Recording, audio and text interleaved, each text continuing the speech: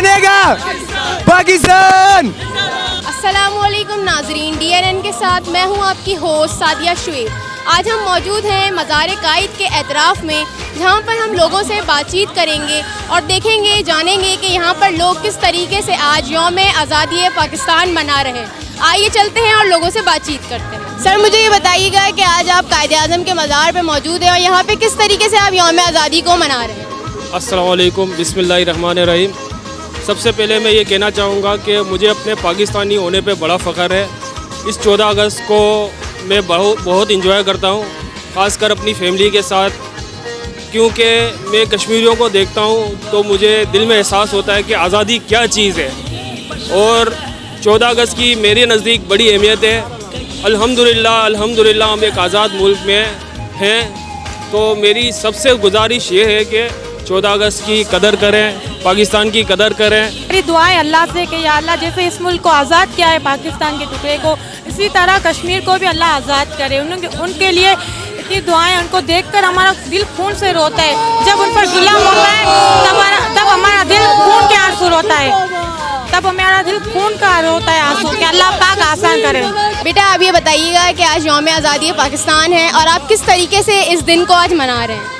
ہم لوگ گھومنے پھرنے آئے ہیں، قائد اعظم کے مزار پہ آئے ہیں. یہاں پہ بہت زیادہ رش ہے اور بہت انجوائے کر رہے ہیں ہم لوگ، اور بہت مزہ آ رہا ہے یہاں پہ. جو کہ انشاءاللہ ہم سب امید کرتے ہیں کہ کشمیر بنے گا پاکستان، پاکستان زندہ باد. السلام علیکم، میری طرف سے سب کو عید مبارک ہو. اور کشمیری بھائیوں، میں بھی ایک ظفر آبادی ہوں.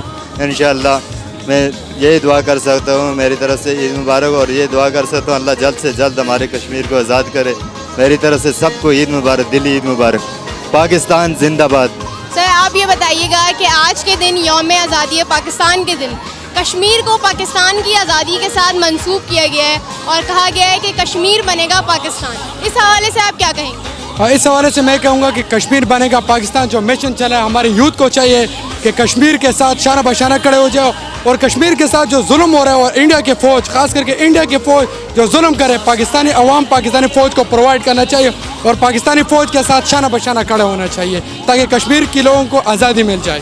یہی ہمارا مشن ہے اور کشمیر انشاءاللہ بنے گا پاکستان. السلام علیکم انکل، مجھے یہ بتائیں کہ آج آپ یہاں پہ موجود ہیں اور آپ جشن آزادی منا رہے ہیں. مجھے یہ بتائیے گا کہ کشمیریوں کا کس طریقے سے آپ اتحاد ان کے ساتھ ہے آپ کا، اور آپ کس طریقے سے ان کا ساتھ دیں گے؟ ہم سچے دل سے ان کا ساتھ دے رہے ہیں. ان کا جھنڈا ہمارے پاس ہے اور ہم کشمیریوں کے ساتھ ہیں.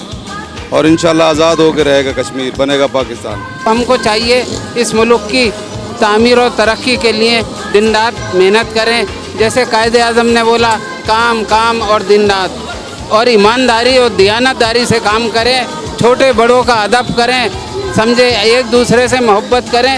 جب یہ ملک آگے ترقی کے لیے آگے جا سکتا ہے. جی ناظرین، تو آج آپ نے دیکھا کہ ہم موجود تھے قائد اعظم کے مزار کے اطراف میں. یہاں موجود لوگوں سے ہم نے بات چیت کی اور جانا کہ لوگ کس طریقے سے یوم آزادی منا رہے ہیں اور کشمیر کے ساتھ آزادی جدوجہد میں کتنا ساتھ ہیں اور کتنی یکجہتی رکھتے ہیں کشمیر سے. اسی کے ساتھ ناظرین، آج کا پروگرام کا وقت ختم ہوا جاتا ہے. اپنی ہوسٹ سعدیہ شعیب کو دیجیے اجازت. اللہ حافظ.